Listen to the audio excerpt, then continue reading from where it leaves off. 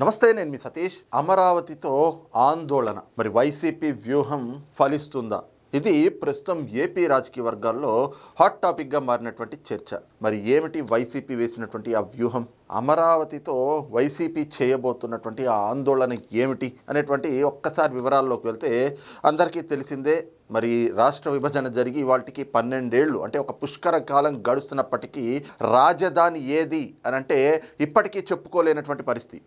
ఆనాడు అమరావతిని 2014 నుంచి 19 మధ్యన తెలుగుదేశం ప్రభుత్వం ఉన్నప్పుడు రాష్ట్రానికి నడిబొడ్డున ఉంటుంది అని చెప్పి అమరావతి ప్రాంతం అయితే గనక రాజధానిగా చక్కగా ఉంటుంది అని చెప్పి ఆ ప్రాంతాన్ని నిర్ణయించి అక్కడే రాజధాని నిర్మాణం చేస్తామంటే మరి ఆనాడు ప్రతిపక్షంలో ఉన్నటువంటి జగన్మోహన్ రెడ్డి అసెంబ్లీ సాక్షిగా ఎస్ అమరావతి రాజధానిగా ఉండడానికి మాకు కూడా సమ్మతమే అని చెప్పి తన అంగీకారాన్ని తెలిపారు. ఇక ఆ తర్వాత ఆయన అధికారంలోకి వచ్చిన తర్వాత అదే అమరావతిని ఎలాగ నాశనం చేయాలని చూశాడు. ఇప్పుడు మళ్ళీ కూటమి ప్రభుత్వం వచ్చిన తర్వాత మళ్ళీ గతంలో జరిగినటువంటి ఇబ్బందులు ఆటంకాలు ఎక్కడా కూడా ఎదురవ్వకూడదు అని చెప్పి అమరావతిని ఎవరు అంటే రాజధానిని అక్కడి నుంచి కదపకూడదు అనంటే దానికి ఒక శాశ్వతమైనటువంటి చట్టబద్ధత కావాలి అనేటువంటి ఆలోచనతో అమరావతికి శాశ్వత చట్టబద్ధత కల్పించాలి అనే ఉద్దేశంతో ఈ నెల 28వ తారీఖున మరి ప్రత్యేక సమావేశం అసెంబ్లీ సమావేశాన్ని నిర్వహించి మరి అమరావతికి శాశ్వత చట్టబద్ధత కల్పించేటువంటి ఒక తీర్మానాన్ని ప్రవేశపెట్టి ఆమోదించి దానికి కేంద్రానికి పంపారు. ఇక కేంద్ర కేబినెట్ ముందరికి ఈ తీర్మానం వెళ్ళబోతా ఉంది. కేంద్ర కేబినెట్ ఆమోదం తెలిపాక నెక్స్ట్ పార్లమెంట్లో కూడా ఈ తీర్మానం అనేటువంటిది అక్కడ ప్రవేశపెట్టబోతా ఉన్నారు. పార్లమెంట్ ఆమోదం పొందిన తర్వాత ఇక ఒక గెజిట్ వెలువడబోతా ఉంది. దీంతో అమరావతికి ఒక శాశ్వత చట్టబద్ధత అయితే కనుక లభిస్తుంది. అయితే ఎప్పుడైతే కూటమి ప్రభుత్వం మరి ఈ శాశ్వత చట్టబద్ధత అనేటువంటి తీర్మానాన్ని అసెంబ్లీలో ఒక ప్రత్యేక సమావేశం నిర్వహించి మరి ఆ తీర్మానాన్ని ప్రవేశపెట్టి దానికి ఆమోదం తెలిపారో అక్కడ నుంచి వైఎస్ఆర్ కాంగ్రెస్ పార్టీ దీన్ని ఒక యాగి చేయాలి, ఏదో రకంగా దీనిపైన ఒక అనవసరమైనటువంటి రాద్ధాంతాన్ని లేపి మళ్ళీ దాని ద్వారా ఏదో రకంగా రాజకీయ లబ్ధి పొందాలి అని చెప్పి ప్రయత్నాలు అయితే కనుక చేస్తూనే ఉన్నారు. వాటి ప్రయత్నాలను కుట్రలు అంటారు. అమరావతికి శాశ్వత చట్టబద్ధత ఇప్పుడు కల్పించేది ఏమిటి? రాష్ట్ర విభజన జరిగిపోయి 10 ఏళ్ళు అయింది. ఇప్పటిదాకా కూడా అసలు అమరావతికి ఉన్నటువంటి జ్యుడిస్ట్రిక్షన్ ఏంటి, దానికి ఉన్నటువంటి బౌండరీ లైన్స్ ఏమిటి, అవన్నీ కూడా మీరు ఎక్కడ ఏమీ చెప్పలేదు కదా. ఏమీ చెప్పకుండా ఇప్పుడు చట్టబద్ధత కల్పిస్తామంటారేంటి అని చెప్పేసి మరి జగన్మోహన్ రెడ్డి గారి దగ్గర కూలీ తీసుకునే ఆ పేటీఎం కూలీలు ఉంటారు కదా, ఆ నీలి మీడియా లేదంటే కనుక ఆ కూలీ మీడియా, వీళ్ళంతా ఇప్పుడు యాగి చేయడం మొదలుపెట్టారు. కానీ ఇక్కడ కొన్ని ప్రశ్నలు అయితే కనుక ఉత్పన్నమవుతూ ఉన్నాయి. ఈ ప్రశ్నలన్నీ ఇప్పుడు మాట్లాడుతున్నారు. ఒక జ్యుడిస్ట్రిక్షన్ లేదు అని చెప్పేసి లేదంటే దానికి ఒక బౌండరీస్ ఫిక్స్ చేయలేదని చెప్పి అమరావతి అంటే రాజధాని అంటే అది ఎంత విస్తారంలో ఉంటుంది, ఎంత విస్తీర్ణంలో ఉంటుంది, ఎక్కడ వరకు ఉంటుంది, అదేవి కూడా చెప్పకుండా ఇప్పుడు చట్టబద్ధత అనేస్తే ఇది మళ్ళీ ప్రజల్ని మోసం చేయడం అని చెప్పేసి ఇప్పటికే వైసీపీకి సంబంధించినటువంటి ఆ కూలి మీడియా ఒక ప్రచారం అయితే చేస్తున్న నేపథ్యంలో ప్రధానంగా కొన్ని ప్రశ్నలు కూడా ఉత్పన్నమవుతా ఉన్నాయి. ఏమిటి అంటే 2014లో రాష్ట్ర విభజన జరిగింది. ఇక వచ్చినటువంటి ప్రభుత్వం మరి అప్పటికే మనం చూసాం, శివరామకృష్ణన్ కమిటీ కావచ్చు లేదంటే ప్రభుత్వం కూడా ఎక్కడ రాజధాని ఏర్పాటు చేయాలి అనే దానిపైన వాళ్ళు ఆలోచన చేసి ఆ కమిటీ సిఫార్సులు వచ్చిన తర్వాత అమరావతి ప్రాంతం అయితే గనక రాష్ట్రానికి నడిబొడ్డున ఉంటుంది. అటు రోడ్ కనెక్టివిటీ, ఇటు రైల్ కనెక్టివిటీ, అలాగే పక్కనే నది, ఎక్కడా కూడా అంటే ఏ రకమైనటువంటి అసౌకర్యాలు లేకుండా ఆ ప్రాంతాన్ని అయితే గనక కరెక్ట్గా మనం అభివృద్ధి చేసుకోవచ్చు అని చెప్పి ఒక నిర్ణయానికి వచ్చి ఆ తర్వాత ఏ రకంగా అభివృద్ధి చేయాలి, మరి ఎంత మేర అక్కడ రాజధాని అనగానే కేవలం ఏదో ఒక అసెంబ్లీ ఒక సెక్రటేరియట్ వచ్చేస్తే అది రాజధాని కాదు కదా. రాజధాని అంటే ఒక మంచి నగరం ఏర్పాటు కావాలి. ఆ నగరం ఏర్పాటు కావాలి అనంటే అక్కడ భూమి కావాలి. మరి ఆ భూమి కావాలి అనంటే ప్రభుత్వ భూమి అక్కడ సరిపడా లేదు. కాబట్టి 29 గ్రామాలు, ఆ గ్రామాల్లో ఉన్నటువంటి అక్కడ ప్రజల్ని అక్కడ రైతుల్ని ఒప్పించి వాళ్ళ దగ్గర నుంచి ఏ సమస్య లేకుండా అందరి అంగీకారంతో అక్కడ దాదాపు 34,000 ఎకరాల భూసేకరణ చేశారు. ఇవన్నీ కూడా ఓవర్ నైట్లో అంటే ఒక రోజులో జరిగిపోయేది కాదు. దీనికి 1 ఏడాది 2 ఏళ్ళు 3 ఏళ్ళు పట్టచ్చు. అదేవిధంగా 2014లో ఏర్పడినటువంటి కొత్త ప్రభుత్వం మరి వీటన్నిటికీ ఆలోచనలు చేసి ఆ రోజున భూ సమీకరణ కూడా చేసేటప్పటికి 2018 వచ్చింది. ఇంకొక ఏడాది అంతే ఎన్నికలకి. ఇక 2018లో అప్పటికే ప్రారంభించారు అసెంబ్లీ, సెక్రటేరియట్, ఇవన్నీ కూడా నిర్మాణాలు జరిగినాయి. మిగతా నిర్మాణాలు కూడా ప్రారంభించారు. ఈలోపు ఎన్నికలు వచ్చేసినాయి. ఇక ఎన్నికల్లో మరి ఏదైతే గనక జగన్మోహన్ రెడ్డి తాను అధికారంలోకి రావడం కోసం ఇదే అమరావతి పైన చెప్పినటువంటి మాటలు ఏమిటి? తాను ఇక్కడే ఇల్లు కట్టుకుంటున్నాను, అమరావతికి ఎలాంటి అన్యాయం చేయను, అమరావతి రాజధానిగా కొనసాగుతుంది అని చెప్పి జగన్మోహన్ రెడ్డి చెప్పుకున్నాడు. తాడేపల్లిలో ప్యాలెస్ కట్టుకున్నాడు. దానిపైనే తమ పార్టీ నాయకులతోటి ప్రచారం చేయించుకున్నాడు. ఇదిగో మా నాయకుడు ఇక్కడే ఇల్లు కట్టుకుంటా ఉన్నాడు, చంద్రబాబు నాయుడు గారికి ఇక్కడ ఇల్లు లేదు, కాబట్టి అమరావతి రాజధానిగా ఉంటుంది అని చెప్పి ప్రచారం చేసుకుని ఆ ప్రాంత ప్రజల్ని కూడా నమ్మించి జగన్మోహన్ రెడ్డి అధికారంలోకి వచ్చాడు. అధికారంలోకి వచ్చిన తర్వాత మరి ఏ రకంగా 3 రాజధానుల పేరుతోటి ప్లేటు ఫిరాయించాడు. అదే సమయంలో 2021 నాటి ఒక సంఘటన మనం గుర్తు చేసుకుంటే శాసన మండలిలో ఏ రకంగా ఈ 3 రాజధానుల బిల్ అనేటువంటిది ఆమోదింప చేసుకోవడం కోసం ఆ రోజున ఎలాంటి పరిస్థితుల్ని ఏర్పరిచారు వైఎస్ఆర్ కాంగ్రెస్ పార్టీ ప్రభుత్వంలో అనేటువంటి అంశాలన్నీ కూడా మొన్న జరిగినటువంటి ప్రత్యేక అసెంబ్లీ సమావేశం మరి అమరావతికి శాశ్వత చట్టబద్ధత కల్పించేటువంటి అంశం పైన అక్కడ ఆ రోజున ప్రతి ఒక్కళ్ళు కూడా మాట్లాడారు. చాలామంది మంత్రులు, ఎమ్మెల్యేలు వీళ్ళందరూ కూడా ఆ తీర్మానం పైన మాట్లాడే క్రమంలో కొంతమంది మాట్లాడినటువంటి మాటలు మరి జగన్మోహన్ రెడ్డి గారు ఈ 3 రాజధానుల బిల్లు తెచ్చినప్పుడు కావచ్చు, దానిపైన అటు అసెంబ్లీలో అలాగే శాసన మండలిలో కూడా ఎలాంటి పరిస్థితులు ఏర్పడినాయి అనేటువంటిది ఒక్కసారి వాళ్ళందరూ గుర్తు చేసుకున్నారు. 1-2 క్లిప్పింగ్స్ ఉన్నాయి, అవి చూద్దాం. అవి చూసిన తర్వాత అసలు వైసీపీ వ్యూహం ఏమిటి అమరావతి పైన, దానిపైన జరుగుతున్నటువంటి చర్చ ఏమిటి అనేటువంటిది కూడా క్లుప్తంగా విశ్లేషించుకునేటువంటి ప్రయత్నం చేద్దాం. ముందుగా మొన్న ఏదైతే అసెంబ్లీలో ప్రత్యేక సమావేశం నిర్వహించారు అమరావతికి శాశ్వత చట్టబద్ధత కల్పించాలి అని చెప్పి, అందులో వసంత కృష్ణ ప్రసాద్ గారు ఎమ్మెల్యే ఆయన మాట్లాడారు. అసలు ఆనాటి పరిస్థితులు ఏ రకంగా ఉండినాయి, 3 రాజధానుల బిల్లు ప్రవేశపెట్టినటువంటి సమయంలో ఎలాంటి పరిస్థితులు అక్కడ నెలకొన్నాయన్నది. దురదృష్టవశాత్తు నేను కూడా ఒక సభ్యుడిని. ఆ రోజు ఆకస్మికంగా జగన్మోహన్ రెడ్డి గారు లేచి 3 రాజధానుల ప్రతిపాదన పెట్టారు. పెట్టగానే నేను వెనక కూర్చొని ఉన్నాను అధ్యక్ష. వెంటనే చుట్టుపక్కల సభ్యులకు చెప్పాను, భస్మాసురుడు తన నెత్తిన తను చేయి పెట్టుకుంటా ఉన్నాడు, ఇది ఖచ్చితంగా అతని పత్రానికి దారి తీస్తా ఉందని చెప్పి. సరే, తర్వాత కాసేపటికి సాయంత్రం తెల్లారో కృష్ణా గుంటూరు జిల్లా శాసనసభ్యులు అలాగే ఓడిపోయిన వాళ్ళు గెలిచిన వాళ్ళందరినీ ముఖ్యమంత్రి గారి ఇంట్లో, ఆనాటి జగన్మోహన్ రెడ్డి గారి ఇంట్లో సమావేశం ఏర్పాటు చేసి సజ్జల రామకృష్ణారెడ్డి గారు అలాగే బొత్స సత్యనారాయణ గారి నాయకత్వంలో మీటింగ్ ఏర్పాటు చేశారు ముఖ్యమంత్రి గారి ఇంట్లో. ఈ 2 జిల్లాల వాళ్ళకి ఎక్కువ సమస్య ఉంటది కాబట్టి ప్రజలకు మీరు జవాబు చెప్పాలి కాబట్టి ఈ సమావేశం ఏర్పాటు చేశాం. మీరు ప్రజలకు నచ్చ చెప్పాలి, కొద్దిగా మీకు రాజకీయంగా ఇబ్బంది ఉన్నప్పుడు కూడా మీరు ప్రభుత్వ నిర్ణయాన్ని మీరు మద్దతు ఇవ్వాలి అని చెప్పి చెప్పడం జరిగింది. ఆ రోజు వరకు 151 సీట్లు వచ్చినాయని విర్రవీగుతున్న జగన్మోహన్ రెడ్డి గారిని ఆయన ఇంట్లో ఆయన ఏర్పాటు చేసిన సమావేశంలో వ్యతిరేకించిన తొలి శాసనసభ్యుడు నేను. 1.5 సేపు సమావేశం జరిగింది అధ్యక్ష. నేను మొట్టమొదట ఎవరు మాట్లాడతారంటే నేను మాట్లాడతానని చెప్పి లేచి నిలబడ్డాను. ఆ రోజు అదే సభలో యార్లగడ్డ వెంకట్రావు గారు ఉన్నారు. ఈ రోజు సభలో ఉన్న మంత్రి పార్థసారథి గారు కూడా ఉండటం జరిగింది. తొలిగా నేనే మాట్లాడతానని చెప్పి అవకాశం తీసుకొని మాట్లాడాను. అమరావతిని చంపడం సరైన నిర్ణయం కాదు. ఈ నిర్ణయం వైఎస్ఆర్ పార్టీకి భవిష్యత్తులో తీవ్రమైనటువంటి ఇబ్బంది కలుగుతుంది, ఇది ప్రజా వ్యతిరేకమైన చర్య అని చెప్పి నేను గట్టిగా మాట్లాడి, అంతేకాకుండా పార్టీలో చేరేటప్పుడు 2018లో జగన్మోహన్ రెడ్డి గారు నాకు కబురు చేస్తే వెళ్ళినప్పుడు ఆయన నేను అడిగాను, మీరు అమరావతి మీద మీ వైఖరి ఏంటి అని చెప్పి. ఆయన నాకు స్వయంగా చెప్పాడు, అమరావతి ఇక్కడే ఉంటుంది కాబట్టి నేను సభలో ప్రకటించాను, నేను ఇల్లు కట్టుకున్నానని చెప్పి చెప్పమని చెప్పాడు. మరి మీరే పత్రికల్లో ప్రకటించవచ్చు కదా, ఈనాడు జ్యోతుల్లో వస్తే మారిపోద్ది అని చెప్పి చెప్తున్నారు కదా అంటే, లేదు అందుకే నేను ఇల్లు కట్టుకున్నాను, చంద్రబాబు నాయుడు గారు ఇల్లు కూడా కట్టుకోలేదు కాబట్టి నేను ఇక్కడే పార్టీ ఉంటాను. నేను ఆ సమావేశంలో చెప్పా, స్వయంగా ఆయన చెప్పాడు కాబట్టి ఎన్నికల్లో ప్రజలందరికీ చెప్పాం రాజధాని ఇక్కడే ఉంటుందని చెప్పి. కానీ ఈ రోజు మాట మారిస్తే ఇదంతా ఇబ్బందికరమైన అంశం అని చెప్పి నేను చెప్తే వెంటనే అంబటి రాంబాబు గారు లేచాడు. లేచి భారతదేశంలో ఉన్న ప్రాంతీయ పార్టీల్లో అత్యంత శక్తివంతమైన నాయకుడు జగన్మోహన్ రెడ్డి గారు 151 సీట్లతో గెలిచాడు. ఇంట్లో కూర్చొని ఆయన నిర్ణయాన్ని ప్రశ్నించే హక్కు, ధైర్యం ఎవడిచ్చాడు నీకు? నువ్వు మాట్లాడటానికి వీల్లేదు, నువ్వు కూర్చోవాలా? ఈ నిర్ణయాన్ని నేను సంపూర్ణంగా మద్దతు ప్రకటిస్తున్నానని చెప్పాడు. నేను వెనువెంటనే లేచి చెప్పా, ఇది అభిప్రాయాలు అడిగారు, నా అభిప్రాయం నేను చెప్తున్నా. నా అభిప్రాయాన్ని ఖండించి చెప్పాల్సిన అవసరం మీకు లేదు. మీ అభిప్రాయాన్ని ఉంటే కనుక మీరు నేరుగా ఈ సభకు చెప్పుకోవడం తప్పితే ఖండించడానికి వీలు లేదని చెప్పారు. తర్వాత మళ్ళా అది విష్ణు గారు లేచాడు. ఆయన గట్టిగా ఇక నా మీద పోట్లాడుతున్నప్పటికీ గట్టిగా మాట్లాడే ధైర్యం లేక కృష్ణప్రసాద్ గారి అభిప్రాయంతో నేను ఏకీపిస్తున్నానని చెప్పాడు. ఆ వెంటనే కొడాలి నాని గారు లేచాడు.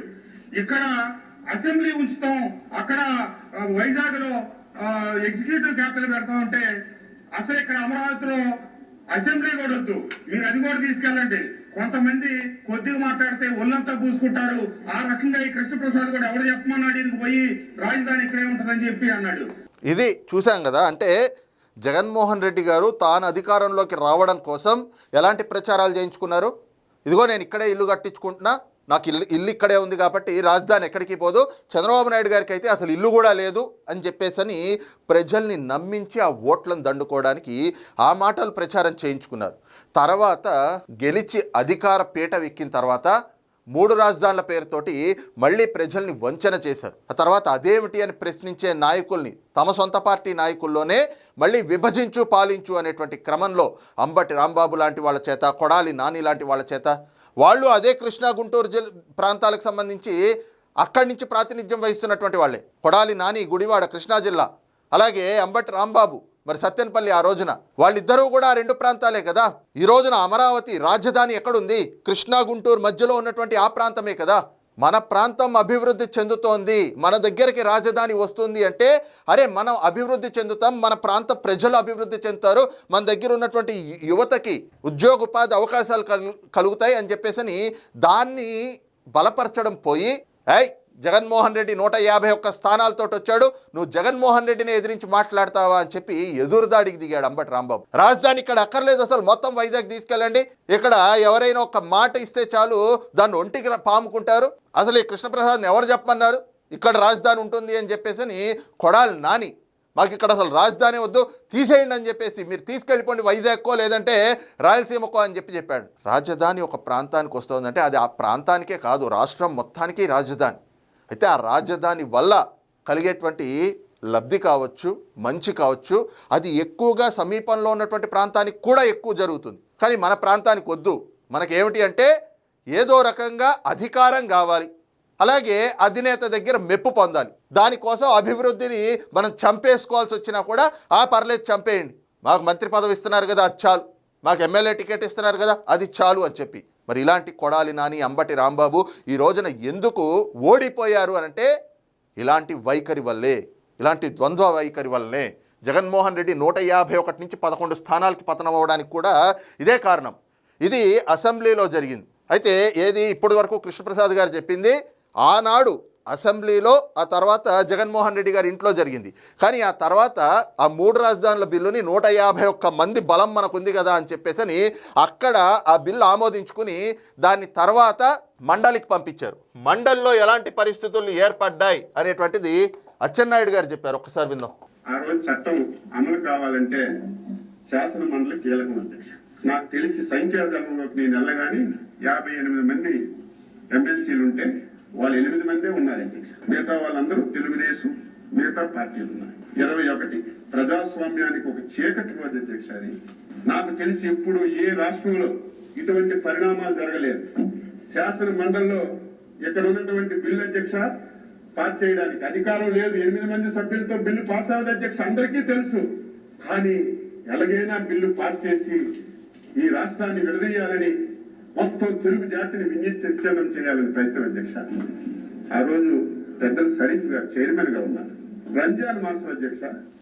రంజాన్ మాసంలో ఉదయం ఒకసారి, సాయంత్రం ఒకసారి ప్రేయర్ చేస్తారు 5 సార్లు. మేము ఆ రోజు చూస్తే ఆయన 10-15 సార్లు ప్రేయర్ చేశారు. అంత టెన్షన్ పెట్టారు. ఆ రోజు అధ్యక్ష శాసన మండలిలో మొత్తం మంత్రులందరూ అక్కడికి వచ్చేసారు. వైసీపీలో శాసనసభ్యులందరూ గ్యాలరీలో మొత్తం వచ్చేసారు. మొత్తం శాసన మండలిలో లైట్లన్నీ ఆపేశారు. బొత్స సత్యనారాయణ, అనిల్ కుమార్ యాదవ్ కూర్చున్నాం. పోనీ శాసన మండలిలో లైట్లు ఆపేశారు, తర్వాత మా ఛాంబర్ లో లైట్లు ఆపేశారు, టీవీ ప్రచారాలు ఆపేశారు. అసలు ఏం జరుగుతుందో మాకు సమాచారం లేదు. సార్ అన్నారు ఒకసారి వెళ్ళి మనం గ్యాలరీకి వెళ్దామంటే గ్యాలరీకి వెళ్ళామంటే నరక యాతన అధ్యక్ష. ఆయన ఓపిక నేను జోహార్ అధ్యక్ష. మనస్ఫూర్తిగా ఆయన అంత ఓపిక ఎవరికీ రాదు. ఆయన వేళ ఈ చెవిట్లో ఆ చెవిట్లో అనరాని మాటలు ఆ మాటలు వింటే అలాంటి అయితే గన్నుంటే కాల్ చేయాలి, ఎందుకు ఈ బతుకు ఎంత దారుణం. ఈ చిట్లు కాయడానికే మనం రాజకీయాల్లో ఉన్నాం. అంత దారుణంగా మాట్లాడేది. అయినా సరే ఎక్కడ కూడా వెనకలేదు. ఇది మన డ్యూటీ, మన బాధ్యత ఇది అని ఎక్కడ కూడా వెనక్కుండా ఆయన రోజు ఉన్నారు అధ్యక్ష. కానీ అల్లా దయ వల్ల ఆ రోజు ఉన్నటువంటి చైర్మన్ బయట వాళ్ళకి ఏం పని అధ్యక్ష? ఒకసారి చైర్మన్ ఛాంబర్ లో ఏం జరుగుతుందో చూసి రమ్మంటే నేను వెళ్ళాను అధ్యక్ష. వెళ్ళేసరికి విజయసాయిరెడ్డి, టీటీడీ చైర్మన్ గా ఉన్నటువంటి వైవి సుబ్బారెడ్డి, సకల శాఖల మంత్రిగా వ్యవహరిస్తున్నటువంటి సజ్జల రామకృష్ణారెడ్డి మొత్తం ఆయనకు చుట్టుముట్టి ఎంత ప్రజలంటే భగవంతుడు ఆయన వైపు ఉన్నాడు కాబట్టి బతికాడు. నాలాంటి వాడు ఇంకోడైతే టెన్షన్కే బాధపడిపోతుంది. అంత టెన్షన్ పెట్టాడు అధ్యక్ష. టెన్షన్ పెట్టడమే కాదు, ఈ రోజు అపోజిషన్ లీడర్ గా ఉన్నారు మండలిలో. ఆయన పెద్ద మనిషి, అందరూ పెద్ద మనిషి అంటారు. ఆయన మాటలు కులం మీద మతం మీద తిట్టి ఆ పూతులన్నీ వింటే బాగా ఆవేదన కలిగింది. కానీ మేమేమీ చేయడానికి అవకాశం లేదు. దేవుడి దయ వల్ల ఈ బిల్లు ఎట్టి పరిస్థితుల్లో పాస్ అవ్వకూడదని ఆయన సెలెక్ట్ కమిటీకి పంపించి ఇది శాసన మండలిలో 2021లో మరి ఎప్పుడైతే 3 రాజధానుల బిల్లు అని చెప్పి తెచ్చారో దాన్ని ఆమోదింప చేసుకోవడం కోసం జగన్మోహన్ రెడ్డి తన వ్యక్తిత్వం, తన ఆలోచన ఎలా ఉంటుంది అంటే తాను ఏదనుకుంటే అది జరగాల్సిందే, దానికోసం రాష్ట్రం నాశనం అయిపోయినా, తెలుగు జాతి మొత్తం నాశనం అయినా కూడా పట్టించుకోడు. అదేంటి అంటే ఫ్యాక్షన్ మనస్తత్వం. అందుకని చెప్పి అసెంబ్లీలో 151 మంది బలం ఉంది కాబట్టి ఆ మందబలంతో ఎలాగైనా కూడా ఆ బిల్లు ఆమోదింపజేసుకుని దాన్ని మండలికి పంపించారు. ఆ బిల్లుని మండలిలో షరీఫ్ గారు ఆ రోజున ఆయన లేదు, ఇలాంటిది కుదరదు అని చెప్పేటువంటి పరిస్థితులు ఉంటే ఆయన నోట నుంచి మాట రానియకుండా రంజాన్ మాసం పవిత్రమైనటువంటి మాసంగా భావిస్తారు ముస్లిం సోదరులంతా కూడా. అలాంటి రంజాన్ మాసంలో ఆయన రోజా ఉన్నటువంటి సమయంలో ఆయన్ని ఇబ్బంది పెట్టి ఆ రోజున ఆయన పైన ప్రెషరైజ్ చేసి ఎలాగైనా కూడా ఆ బిల్లు ఆమోదం పొందింది అనిపించాలి అని చెప్పి వాళ్లకున్న సంఖ్యాబలం 8 మంది. 58 మందిలో కేవలం వైసీపీకి ఉన్నటువంటి ఎమ్మెల్సీల బలం 8 మందితోటి ఆ బిల్లు పాస్ కాదు అని తెలిసినా కూడా మొత్తం జగన్మోహన్ రెడ్డి తప్ప మిగతా మంత్రులందరినీ కూడా పంపించాడు. ఆ రోజున బొత్స సత్యనారాయణ, అనిల్ కుమార్ యాదవ్, అలాగే మిగతా మంత్రులంతా కూడా ఏ రకంగా ఆ రోజున చైర్మన్ పోడియంని చుట్టుముట్టి ఆయన మీద ఒత్తిడి తెచ్చి ఆయన్ని బూతులు తిడుతూ బొత్స సత్యనారాయణ లాంటి వాళ్ళు నిజంగా 4 దశాబ్దాల రాజకీయ అనుభవం అంటారు. కానీ జగన్మోహన్ రెడ్డి దగ్గర ఆయన కళ్ళల్లో ఆనందం చూడడం కోసం, ఆయన పడేసేటువంటి ఆ మంత్రి పదవి కోసం, అధికార దర్పం కోసం, అరే ఒక మండలి చైర్మన్ రాజ్యాంగబద్ధమైనటువంటి పదవిలో ఉన్నటువంటి వ్యక్తిని కూడా మతం పేరుతోటి, కులం పేరుతోటి ఆ రోజున దూషించి ఆయన ఎంత ఇబ్బంది పెట్టారు. ఆనాటి పరిస్థితుల్ని అచ్చెన్నాయుడు గారు ఆయన చెప్తా ఉంటే నిజంగా ఒక ఆవేదన కలుగుతూ ఉన్నటువంటి పరిస్థితులు. అయితే ఈ రోజున చట్టబద్ధత పైన ఏదైతే కనుక తీర్మానాన్ని ప్రవేశపెట్టి దాన్ని ఆమోదించి కేంద్రానికి పంపిస్తే వైసీపీ వాదన ఏమిటి? ఆ వైసీపీ ఎమ్మెల్యేలు లేకుండా మీరు ఎలాగ తీర్మానం పెట్టేస్తారు? తీర్మానాలు పెట్టినప్పుడు 2 చట్టసభల్లో కూడా పెట్టాలి కదా, శాసనసభలో పెట్టారు, శాసన మండలిలో ఎందుకు పెట్టలేదు అని చెప్పేసి వితండవాదనకి వెళ్తున్నారు. ఇక్కడ ఒక అంశం ఏమిటి అంటే ఆ రోజున 3 రాజధానుల బిల్లు పెట్టారు. ఏది? అసెంబ్లీలో కానీ శాసన మండలిలో కానీ. బిల్లులకి తీర్మానాలకి చాలా వ్యత్యాసం ఉంది. బిల్లు అనేటువంటిది ఆమోదం పొందాలి అని అంటే చట్టసభలు, రాష్ట్రంలో ఉన్నటువంటి చట్టసభల్లో ఖచ్చితంగా 2 చోట్ల ఆమోదం పొందాలి. అది శాసనసభలో ఆమోదం పొంది శాసన మండలికి వెళ్తుంది. శాసన మండలిలో కూడా ఆమోదం పొందిన తర్వాత అప్పుడు కేంద్రానికి పంపుతారు. కానీ తీర్మానాలు అలా కాదు. తీర్మానాలు అనేటువంటిది సంఖ్యాబలంతో అసెంబ్లీలో తీర్మానం పెట్టుకుంటారు. ఆ రోజున అన్ని రాజకీయ పార్టీలు పాల్గొనొచ్చు. ఎవరి అభిప్రాయం వాళ్ళు తెలియజేసేటువంటి అవకాశం ఉంటుంది. అక్కడ కూడా ఎవరికి ఆధిక్యం దక్కితే ఆ దిశగా ఆ తీర్మానం అనేటువంటిది జరుగుతుంది. ఆ తీర్మానంలో చర్చించేటువంటి అవకాశం మొన్న వైఎస్ఆర్ కాంగ్రెస్ పార్టీకి కూడా ఉంది. కానీ జగన్మోహన్ రెడ్డి ఒక దద్దమ్మలాగా ప్రతిపక్ష హోదా ఇవ్వలేదు అని చెప్పి నేను అసెంబ్లీకి రాను అని భీష్మించుకుని కూర్చుని ఈ రోజున కూలి మీడియా, నీలి మీడియా తోటి ఏది చట్టబద్ధత, ఎక్కడ మీరు జ్యూరిస్డిక్షన్ ఫామ్ చేశారు, ఎక్కడి వరకు బౌండరీస్ ఫిక్స్ చేశారు, అవేమీ లేకుండా చట్టబద్ధత అంటే ఎలాగా? ఇది ప్రజల్ని మోసం చేయడం కదా. అంటే ఇవన్నీ మీలాంటి కుక్కల చేత మొరిగించడం కాదు. జగన్మోహన్ రెడ్డికి నిజంగా కడుపుకు అన్నం తింటున్నట్లయితే అసెంబ్లీకి రావాలి. 11 మందిని గెలిపించారు వైఎస్ఆర్ కాంగ్రెస్ పార్టీ అభ్యర్థుల్ని ఎమ్మెల్యేలుగా ప్రజలు. ఆ గెలిపించినటువంటి ప్రజల కోసం మీ అభ్యంతరాలు ఏమిటో వచ్చి దమ్ముగా ధైర్యంగా అసెంబ్లీలో మాట్లాడాలి. ఆ మాట్లాడే ధైర్యం లేక ఈ రోజున ప్రభుత్వం ఎలాగైనా కూడా అమరావతికి రాబోయేటువంటి భవిష్యత్తులో ఎలాంటి ఆటంకాలు కలగకూడదు, జగన్మోహన్ రెడ్డి లాంటి ఒక దుష్టశక్తి మళ్ళీ కర్మగాలి ఏదో రోజున అధికారంలోకి వస్తే మళ్ళీ అమరావతి రాజధాని కాదు ఈసారి 30 రాజధానులు అని చెప్పేసి అంటాడేమో, అలాంటి ఇబ్బందికర పరిస్థితులు ఉండకూడదు అని చెప్పి అమరావతి రాజధాని, ఒకే రాష్ట్రం ఒకే రాజధాని అని చెప్పి ఆ అమరావతికి శాశ్వత చట్టబద్ధత తెచ్చేందుకు ప్రత్యేక సమావేశం పెట్టారు. రావద్దన్నారా? మిమ్మల్ని ఎవరైనా ఆపారా? మీరు అధికారంలో ఉన్నప్పుడు చంద్రబాబు నాయుడు గారు అప్పటికి 3 సార్లు ముఖ్యమంత్రిగా చేసినటువంటి వ్యక్తి, ఆయన ప్రధాన ప్రతిపక్ష నేత, ఆయన ఎమ్మెల్యేలని మీరు ఏ రకంగా గేటు దగ్గర మార్షల్స్ని పెట్టి అడ్డుకున్నారో అలా మిమ్మల్ని ఏమైనా అడ్డుకునే పరిస్థితులు ఉన్నాయా? ఈ రోజున దమ్ము లేక ధైర్యం లేక అసెంబ్లీకి వచ్చి కూటమి ఎమ్మెల్యేని ఫేస్ చేసేటువంటి ఆ ధైర్యం లేక ముడుచుకుని యలహంక ప్యాలెస్లో పడుకుని మన దగ్గర దోచేసిన డబ్బులు ఉన్నాయి కదా అని చెప్పి ఆ పేటీఎం కుక్కల్ని కొన్నట్టుగా పేటీఎం కూలీలు కొంతమందిని కొని వాళ్ళంతా మేధావి ముసుగేసుకున్నటువంటి రాష్ట్ర ద్రోహులు, అలాంటి వాళ్ళ చేత మొరిగిస్తూ ఉన్నాడు జగన్మోహన్ రెడ్డి. కానీ అమరావతి, ఏ అమరావతినైతే గనక ఆ నమ్మించి అమరావతి రాజధానిగా ఉంటుంది అని చెప్పి అధికారంలోకి వచ్చాడో అదే అమరావతికి జగన్మోహన్ రెడ్డి పొడిచినటువంటి వెన్నుపోటు మొన్న 11 స్థానాలకి పతనం అయిపోవడానికి, అధికారానికి దూరం అవ్వడానికి కారణమైనటువంటి ప్రధానమైనటువంటి అంశాల్లో ఈ అమరావతి కూడా ఒకటి. ఇక ఈ అమరావతికి కూటమి ప్రభుత్వంలో శాశ్వత చట్టబద్ధత రావడంతో పాటుగా రాష్ట్ర ప్రజలందరిలో కూడా ఒక ధైర్యం నిండబోతా ఉంది. రేపు కేంద్రం కూడా ఈ తీర్మానానికి ఆమోదం తెలిపిన తర్వాత ఒక గెజెట్ రూపంలో అమరావతికి శాశ్వత చట్టబద్ధత రాబోతా ఉంది. ఇక జగన్మోహన్ రెడ్డి ఒకవేళ భవిష్యత్తులో ఎప్పుడైనా రాష్ట్రం కర్మగాలి, రాష్ట్ర ప్రజల కర్మగాలి మళ్ళీ ఎప్పుడైనా ఆయన అధికారంలోకి వస్తే అమరావతిని టచ్ కూడా చేయలేనటువంటి పరిస్థితులు ఏర్పడబోతా ఉన్నాయి. అందుకని చెప్పి ఇప్పుడు ఈ కొత్త వాదన తీసుకొచ్చి ఏదో రకంగా ప్రజల్ని మభ్యపెట్టి మళ్ళీ అమరావతి రాజధాని కాదు, దీనికి బౌండరీస్ ఫిక్స్ చేయలేదు, దీనికి అసలు ఒక జ్యుడిస్ట్రిక్షన్ లేదు అని చెప్పి కొత్త వాదనతోటి మళ్ళీ ప్రభుత్వం పైన బురద జల్లేటువంటి ఈ నీచమైనటువంటి ఆలోచనలు చేస్తూ ఉంటే ప్రజలంతా కూడా అసహ్యించుకుంటున్నటువంటి పరిస్థితులు అయితే కనిపిస్తూ ఉన్నాయి.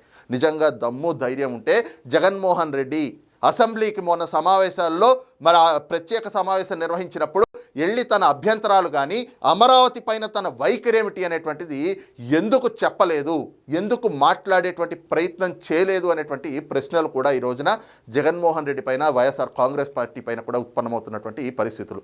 మరి ఈ అంశం పైన మీ అభిప్రాయం ఏమిటనేటువంటిది కింద కామెంట్ సెక్షన్లో మెన్షన్ చేయండి. Thank you.